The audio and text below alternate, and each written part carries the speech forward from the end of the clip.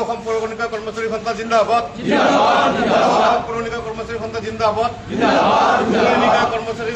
কৰ্মচাৰী সন্থা জিন্দাবাদ। ধুবুৰী পৌৰনিগম কৰ্মচাৰী সন্থা জিন্দাবাদ। ধুবুৰী পৌৰনিগম কৰ্মচাৰী সন্থা জিন্দাবাদ। ঐতিহাসিক সিদ্ধান্ত লোৱাৰ বাবে ধন্যবাদ জ্ঞাপন কৰিছোঁ।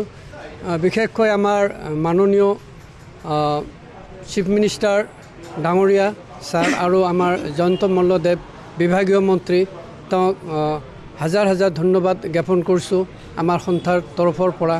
আমাৰ যি দীৰ্ঘদিনীয়া এটা সমস্যা আছিল পৌৰসভাৰ চাকৰিত যে আমি দৰমহা সময়মতে নাপাওঁ, এতিয়া আমি এটা আশাৰ ৰেঙনি দেখা পাইছোঁ যে আমাৰ হয়তো কেইদিনমান পিছত চেলাৰী আমি নিয়মীয়াকৈ পাম।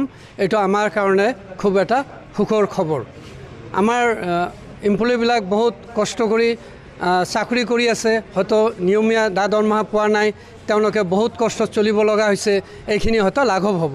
বিশেষকৈ ধুবুৰী পৌৰসভাৰ অন্তৰ্গত বৰ্তমান 31জন এমপ্লয়ী আছে, তেওঁলোকে ইয়াৰ পৰা বেনিফিট হ'ব।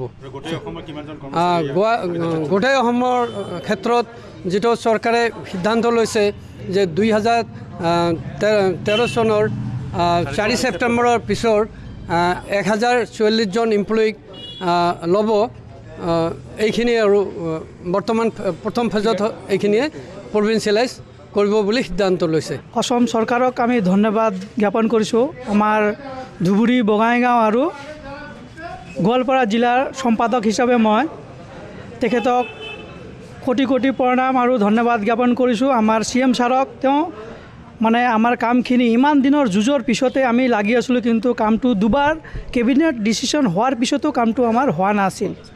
2021 আমাৰ গেজেট নটিফিকেশ্যন ওলাইছিল, কিন্তু কামটো হোৱা নাছিল।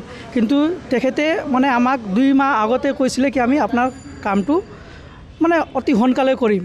আৰু আমাৰ বিভাগীয় মন্ত্ৰী জয়ন্ত মল্ল বৰুৱা, এতিয়া আমাৰ 3টা ডিষ্ট্ৰিক্টৰ 100 মান আছে, 2-3টা আমাৰ ৰিটায়াৰ কৰিছে, কিন্তু লিষ্টত আমাৰ 100 জন আছে। ঐতিহাসিক সিদ্ধান্ত লোৱাৰ বাবে ধন্যবাদ জ্ঞাপন কৰিছোঁ। বিশেষকৈ আমাৰ মাননীয় চিফ মিনিষ্টাৰ ডাঙৰীয়া ছাৰ আৰু আমাৰ জয়ন্ত মল্লদেৱ বিভাগীয় মন্ত্ৰী তেওঁক হাজাৰ হাজাৰ ধন্যবাদ জ্ঞাপন কৰিছোঁ আমাৰ সন্থাৰ তৰফৰ পৰা। আমাৰ যি দীৰ্ঘদিনীয়া এটা সমস্যা আছিল পৌৰসভাৰ চাকৰিত যে আমি দৰমহা সময়মতে নাপাওঁ, এতিয়া আমি এটা আশাৰ ৰেঙনি দেখা পাইছোঁ যে আমাৰ হয়তো কেইদিনমান পিছত চেলাৰী আমি নিয়মীয়াকৈ পাম। এইটো আমাৰ কাৰণে খুব এটা সুখৰ খবৰ। আমাৰ এমপ্লয়ীবিলাক বহুত কষ্ট কৰি চাকৰি কৰি আছে, হয়তো নিয়মীয়া দৰমহা পোৱা নাই, তেওঁলোকে বহুত কষ্টত চলিব লগা হৈছে, এইখিনি হয়তো লাঘৱ হ'ব।